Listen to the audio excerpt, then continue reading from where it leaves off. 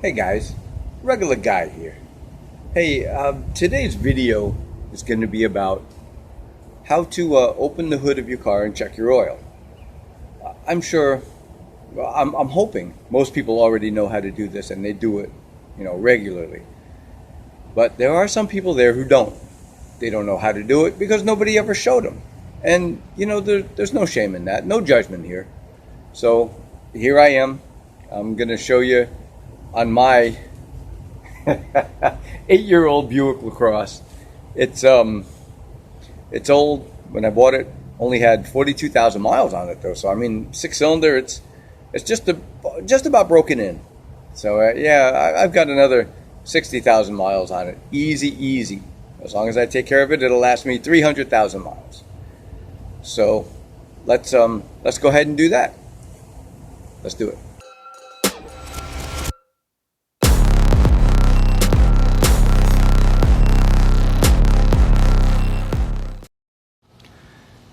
This will be our subject today. It's going to be a Buick LaCrosse, and inside, most cars, I'm going to say this because high-end cars I'm not familiar with, but if you open the driver's side door and you look in, just standing where I am between the door and the car, you should be able to reach the lever to pop the hood open. And for mine, it's right down here. You'll see the icon with the little car with the hood open. If you pull that, you'll hear it go boing, and that will open your hood. Now you come around this way, and people say, well, I don't know where the actual lever is to open the hood. Well, if you look inside, and this is not a great, I'm going to need more light on this, but on mine, if you get you a flashlight and it's still not enough, I'm looking inside here and you can see there's a little cutout right here. If you look inside the hood when it pops open, you'll see where there's a little, it's kind of straight across, but there'll be a little cutout. And on mine you can actually see the lever. I got a flashlight here, but it's still not really helping. Oh, yeah, it's still not really helping. So you'll see a little cutout in the lever. If you push the lever over and raise the hood at the same time, which is normally a two-handed operation, mine has a self-opener, but a lot of times you'll lift the hood up and there'll be a little prop rod on one side or the other, and you prop it up and you push it into a hole, and that'll hold up the hood. Now, this is not a bad looking engine, I guess. It's a 6-cylinder, of course, and I do like to try to keep it clean. Of course, Anyway, if you look around, I have a front-wheel drive engine. My engine is kind of sideways. The rear-wheel drive engines, the engines are this way, because the drive shaft will come out of one side or one end of the engine. And in this case, it's turned this way, powering the front wheels. If it's turned this way, it connects to a drive shaft that powers the back wheels. Pickup trucks, Cadillacs, a lot of Cadillacs, I should say, higher-end cars with bigger engines, they're all rear-wheel drive. This one's front-wheel drive. I'm not thrilled about that, but I love everything else about the car. Anyway, if you look, I'm looking around on the sides and just checking it, making sure, there's nothing hanging, nothing out of place. This is my catalytic converter. Here's my oil filter, which I've changed. When I do an oil change, I'll probably do that again in about 4,000 miles. And you see this is a dipstick. Now, I'm not sure if this one is oil or well, there's a little icon on it right there. Yep, it's not focusing in. I believe that's oil. Now there should be another one for transmission. And that would be towards the back of the engine. Although I'm not seeing... Oh, here's this one. It says it right down here. It's a transmission fluid only. And that's a whole nother ballgame. Mostly on automatic cars. But on these, let me grab a rag. And this is going to be a rag you're probably going to want to either throw away or keep in a place just for this task. Alright, so here I am with my rag at my oil dipstick. Here's where you put the oil in. You want to pull this dipstick out and hold it up so it doesn't drip, because there's always a little drop of oil there. And just wipe it down.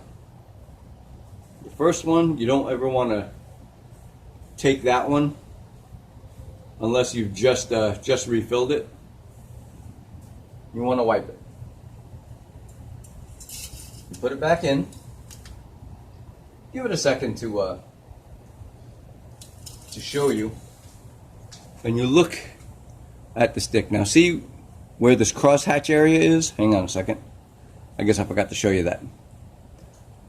There it is. You see the crosshatch areas? The oil level should be between there. Now my car, sitting in the driveway, it's kind of leaned forward a little bit. That's going to push the oil towards the front of the oil pan, and that's kind of where this dipstick goes, to the front of the oil pan. So because the oil is all this way and our stick is right there, well, it's probably going to show a little bit higher than it should be. Now you can see the crosshatch areas, and the oil is a little bit higher up on this dipstick than it should be. Oop, wrong side. The oil was a little bit higher up, but that's because of the car was leaning. So, I mean, ideally the mechanic will say, no, it's got to be better. But, you know, if it's got oil, then yeah, you're good. I mean, don't fill it all the way up to here. You know, try and keep it in there, and in there as much as possible. If it needs oil, if you just had a little bit on the end of the dipstick, then you look at your oil. My oil cap shows what type of oil I need, 5W30. And you always, and I'm telling you this now from cars from 2000 and, well, from 2000 on, try not to use conventional oil. You're going to want to go with synthetic oil. Now synthetic oil will be better because conventional oil, it's not as tough as synthetic. You know, everybody will say, well, it sounds conventional. Well, it is conventional. It's old style oil for old style engines. The newer engines, they run hotter, they rev faster, and they put out more RPMs. So you're going to want to go with the synthetic. This one is 5W30.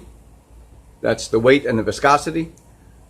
1040 is another, it used to be a common one. Now 530 is the new 1040.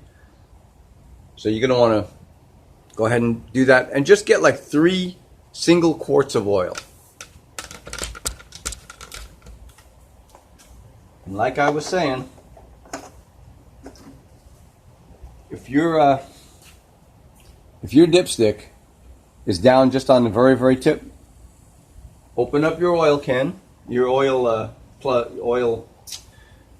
cap, put a quart of oil in. Now when you put a quart of oil in,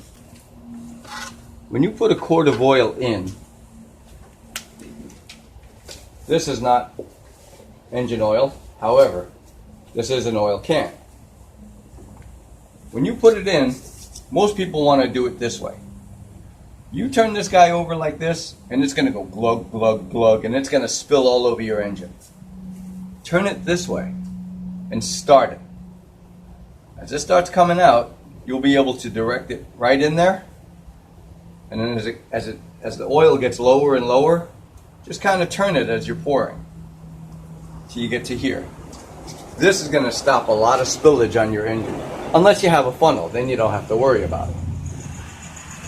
But once you put that in, you're going to want to give it a few minutes to flow down over your cold engine, because it's got to flow all through here and get down into the bottom of your engine of the oil pan. You're going to want to give it a few minutes to do that. I'd say probably 2 minutes will give you 95% of the oil down there. And then what you do is you pull out your dipstick, and then you just repeat the first steps. You pull out your dipstick, give it a wipe, and then do it again. And check it. And it should have come up. Now, how far up will it come? Well, it depends on the size of your engine, how much oil you've put in, and how much oil your engine requires. But check it, and just try to keep it between those fill lines. And that's how you check your oil. Then you just reverse all the steps. If you have a prop rod, you take the prop rod down, whichever side it is, and you snap it back in. You close the hood, and you don't have to bang slam it. If you want to just put it down like that and just give it a press, you're good to go. And that, my friends, is how you check your oil.